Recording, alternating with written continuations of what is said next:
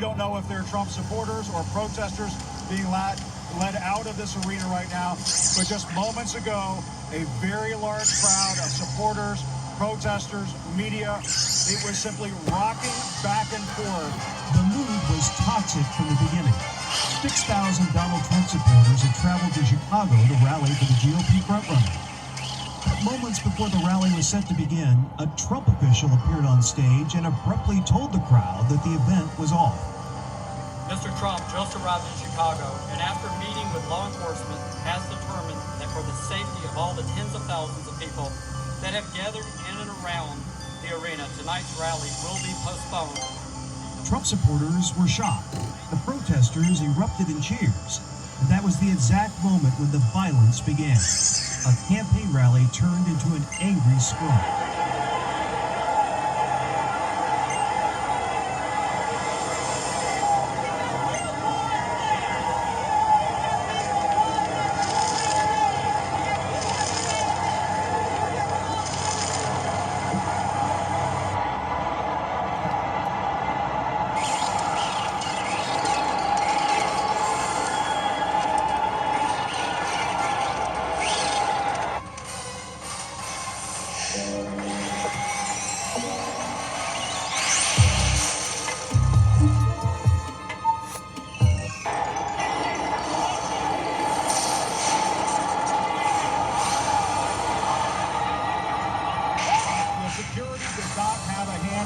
Situation here, it is total chaos. Anger boiled over at this Donald Trump rally in Chicago. Clashes between protesters and supporters of Trump led to 5 arrests and a police officer bloodied. Critics say Trump has created a volatile and explosive environment at his rallies and pours gasoline on it every chance he gets. So if you see somebody getting ready to throw a tomato, knock the crap out of them, would you? Seriously. Okay? Just knock the hell. I promise you, I will pay for the legal fees, I promise. And they said that wasn't politically correct. Who cares? We all have a way to run. Yeah, you can get them out. Yeah, get them out. Get them the hell out of here. Get them out of here. Get out. Get them out of here. I love the old days. You know what they used to do to guys like that? They'd be carried out on a stretcher, folks.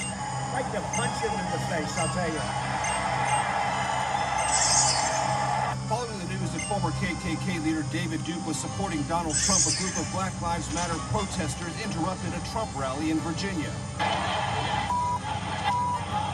A Time magazine photographer tried to leave the press area to shoot the protesters as they were escorted from the venue.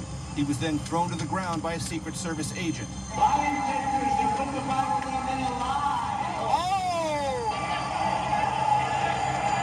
We don't know who he is, but we know he's not acting like an American. The next time we see him, we might have to kill him. He thinks he's cute. He's a disgusting guy.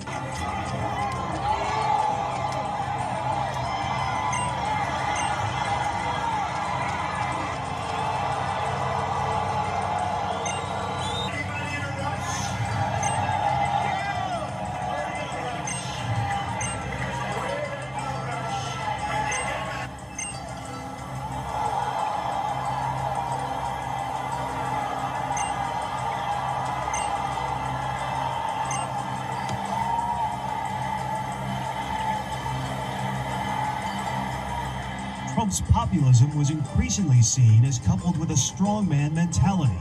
Unlike the chaos of 1968, where there were violent protests over a military draft and bodies returning from Vietnam, political assassinations, and weakened political leadership, the truth was, in the spring of 2016, Donald Trump was turning violence into entertainment and entertainment into votes. I will be Donald Trump's most loyal advocate to make sure his nominees go to the Supreme Court. After David Duke, a member of the American Nazi Party and former Grand Wizard of the KKK, endorsed him, Trump denied knowing him. You know, I know nothing about David Duke. I know nothing about white supremacists. And so you're asking me a question that I'm supposed to be talking about people that I know nothing about. But that wasn't true. 2 decades earlier, he regularly denounced Duke. Well, you've got David Duke just joined. a bigot, a racist, a problem. I mean, this is not exactly the people you want in your party. It was another example of the unsavory aspect of his 2016 campaign. A small and vocal number of white supremacists, Klansmen, neo-Nazis, they're very vocal. And they attach themselves to Trump.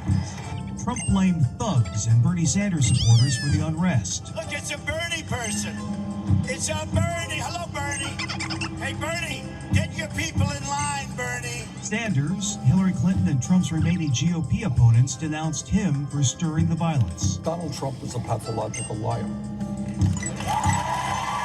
If you see bigotry, you should oppose it.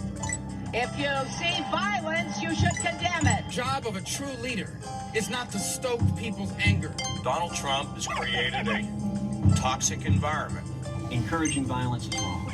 The Republican Party, which after Mitt Romney's defeat in 2012 committed to creating a bigger tent coalition, was shifting quickly away from Ronald Reagan, who in 1984 offered a warning to the GOP, which even then was increasingly tiptoeing with the far-right fringes.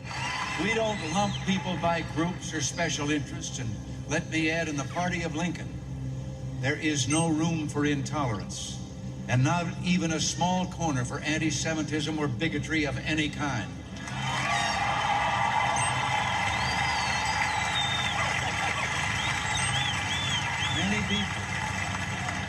Many people are welcome in our house, but not the bigots. But 30 years later, Trump had chosen to remain silent as white nationalists infiltrated his movement, and he encouraged violence with his rhetoric. Get the fuck out of there! Motherfucker! Our country! A proud fucking American! Made in USA, bitch! Made in fucking USA! Don't fucking cook my burritos, bitch!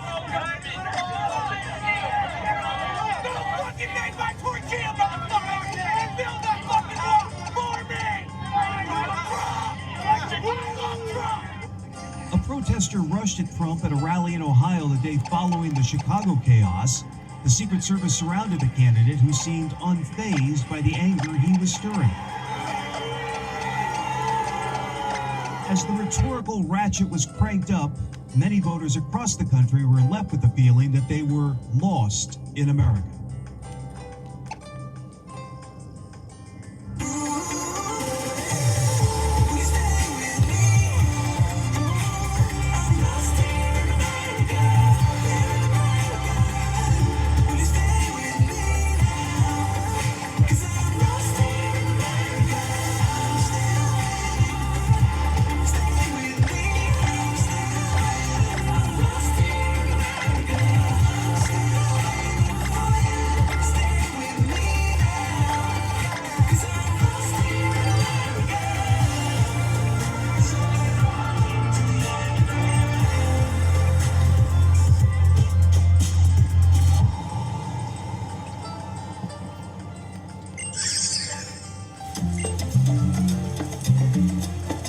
As Air Force One touched down in Havana, President Barack Obama marked a historic moment as the first sitting U.S. president to visit Cuba since 1928.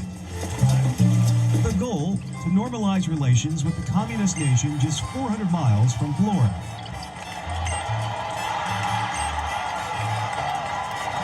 But back home, Democrats were engaged in a fierce battle to become Obama's successor. Alabama, there she is in the state of Alabama, 78-19 over Bernie Sanders.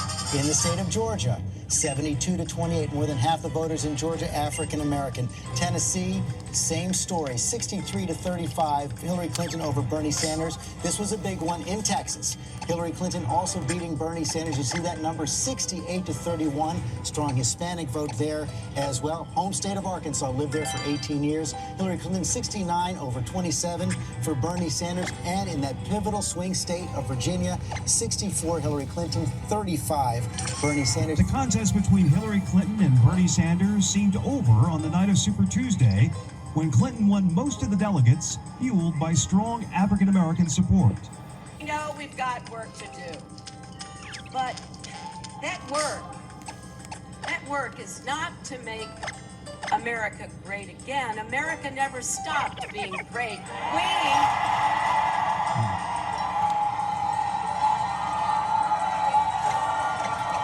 have to make America whole. We have to